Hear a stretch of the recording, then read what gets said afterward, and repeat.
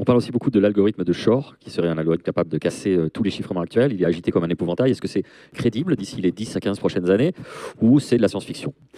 Alors, en fait, c'est plus une menace crédible parce que vous n'êtes pas le premier. Vous êtes dit, ah, c'est quand même louche ce truc, ces machines qui seraient capables de casser la cryptographie du web et des systèmes bancaires. Et donc l'agence internationale qui gère qui participe à piloter justement la standardisation de la cryptographie, des systèmes de cryptographie sur Internet en particulier. Donc a lancé il y a quelques années justement un round un call pour trouver des méthodes pour développer et pour trouver des méthodes de cryptographie, pour faire des propositions de méthodes cryptographiques qui soient résistantes aux technologies, aux méthodes quantiques. Et donc récemment, l'appel a été, disons le concours a été clos avec donc des propositions de techniques d'encryption qui sont a priori résistantes au quantique et qui sont en train d'être mises en œuvre. Donc a priori d'ici à ce que l'ordinateur quantique arrive, même s'il arrive très vite et même si dans quelques années ça y est, nous avons une magic machine sur laquelle on peut implémenter Shor, on pourra pas lire votre compte en banque. Par contre, si vous avez des bitcoins, c'est mort parce que je crois que ça utilise RSA. Et La là, vidéo que vous venez de voir, c'est la vidéo d'un prof de Centrale Supélec, chercheur en informatique quantique. Aucune action à vendre. Il dit ça devant un public d'ingénieurs très calmement. Si vous avez des bitcoins, c'est mort. La salle a ri nerveusement, lui a continué son exposé. Mais bitcoin, c'est l'arbre qui cache la forêt. Parce que l'algorithme dont il parle ne menace pas juste les crypto-monnaies. Il menace la couche cryptographique sur laquelle repose tout Internet. Vos mails professionnels, vos transactions bancaires, les passeports électroniques et même les infrastructures d'État. Et le 30 mars, Google a démontré que la menace est 20 fois plus proche que ce qu'on le pensait. Alors, la vraie question, celle que personne ne se pose, ce n'est pas est-ce qu'on est en danger, c'est qui va gagner de l'argent dans ce scénario. Afin de bien comprendre, remontons en 1994. Peter Shor, MIT, il publie un algorithme théorique qui fait une chose très précise. Résoudre le problème du logarithme discret sur courbe elliptique exponentiellement plus vite qu'un ordinateur classique. Ça ressemble à du charabia. Mais vous n'avez pas besoin de comprendre les maths. Ce que vous devez retenir, c'est ça. Tout ce que vous faites en ligne est protégé par un cadenas mathématique. Un ordinateur classique mettrait des milliards d'années à le forcer. L'algorithme de Shor, sur un ordinateur quantique suffisamment puissant, c'est quelques minutes. Ce cadenas, il protège HTTPS, ce qui permet de sécuriser votre navigation en ligne, TLS, qui sécurise vos mails, les signatures numériques, les passeports électroniques et l'ensemble du système bancaire. Alors, le problème, ce n'est pas un problème de crypto, c'est un problème d'infrastructure numérique globale. Et dans son papier, Google vient de nous dire que casser ce cadenas nécessiterait moins de 500 000 qubits, soit 20 fois moins que ce qu'on estimait avant. Afin de voir un peu ce que ça pourrait représenter sur un marché, regardons quelques chiffres pour poser l'enjeu. Le marché mondial de la cybersécurité, c'est 200 milliards de dollars par an. Une part significative repose sur la cryptographie que l'algorithme de Shor peut casser.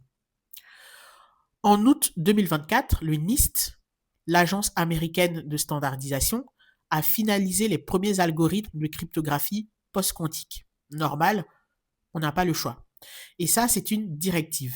Ça va forcer des milliards d'appareils à migrer, au risque d'être exposés aux ordinateurs quantiques. Google a annoncé dans son papier, celui que j'évoquais avant, viser 2029 pour migrer ses propres systèmes.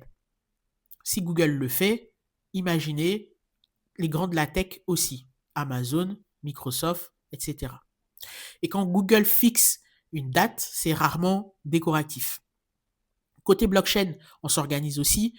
Bitcoin a le BIP 360, Ethereum travaille sur l'EIP 7932. Donc la question n'est plus si, elle est quand et surtout qui est prêt. La cryptographie post-quantique, c'est le gagnant le plus direct de ce sujet. Et pourtant, c'est le moins suivi par les médias financiers. La logique est simple. Si chaque système numérique doit migrer, c'est un marché qui est captif, réglementé, massif. En gros, il n'y aura pas le choix. Donc, deadline réglementaire probable en 2027 pour les agences américaines. Et pour des questions de géopolitique et de théorie des jeux, si les Américains y vont, c'est que les Chinois y sont déjà peut-être, les Européens vont y aller aussi, la Russie, etc., etc. Donc, chaque IoT, chaque voiture connectée, chaque infrastructure critique devrait être mis à jour et ce, sur l'ensemble du globe. Imaginez ce que ça peut représenter comme marché d'ici là. Et comme toujours sur cette chaîne, on va voir les acteurs concrets qui vont pouvoir profiter de ce gros changement. On commence d'abord par PQ Shield. C'est une start-up britannique qui fournissent des algorithmes directement aux fabricants de puces. ARM et AMD sont clients. C'est encore privé, mais ce n'est pas les APIO qui manquent dans ce secteur. Ensuite, on a SEAL SQ, ticker LAES. Ils fabriquent des puces qui intègrent des nouveaux standards de NIST. La capitalisation est modeste, mais ça pourrait représenter une asymétrie potentielle si les mandats de 2027 se confirment. Si les États-Unis confirment qu'en 2027, toutes les agences gouvernementales doivent migrer vers le post-quantique. Et bien évidemment, les mastodontes du secteur sont toujours au taquet. C'est le cas notamment de IBM, géant discret de ce sujet, qui intègre déjà les standards post-quantiques dans ses produits, sans forcément de grosses communications spectaculaires. Mais comme je vous l'ai mentionné dans une vidéo précédente, IBM vend déjà des ordinateurs quantiques aux banques. C'est déjà dans leur pipeline et ils intègrent déjà le post-quantique dans la roadmap de leurs produits. Donc, ils sont aussi très bien placés sur ce sujet. Ensuite, on a Quantinuum, qui est la filiale d'Honeywell. Ils sont leaders mondiaux de la cryptographie quantique et post-quantique, valorisés à 10 milliards de dollars en privé. Ils ne sont pas encore cotés, donc à surveiller. Ensuite, on va maintenant parler de l'infrastructure quantique. On va parler du fast clock versus le slow clock. Le papier de Google ne fragilise pas le secteur quantique. Au contraire, il le valide. Mais il introduit une distinction que l'investisseur doit absolument avoir en tête. Il y a deux familles d'architecture quantique. Le fast clock, ce sont les supraconducteurs et photoniques. Ce sont des gates rapides, des cycles de correction d'erreurs courts. Ces machines peuvent théoriquement exécuter l'algorithme de Shor en quelques minutes. Ce sont elles qui sont au cœur de la menace identifiée par Google. Et qui est positionné là-dessus? Je vous le donne en mille, Google avec sa puce Willow. Il y a également Rigetti et ses chipsets supraconducteurs. Il y a IBM avec ses processeurs Euron. Il y a PSI Quantum en photonique. La deuxième famille, on a les slow clock avec tout ce qu'on appelle les ions piégés et les atomes neutres. Des opérations qui sont 100 à 1000 fois plus lentes que la famille citée précédemment. Ces machines, elles mettraient des heures, voire des jours, à exécuter la même attaque. Qui est positionné là-dessus? On a IonQ avec ses ions piégés, on a Pascal, Cocorico avec ses atomes neutres, et on a Quantinuum également.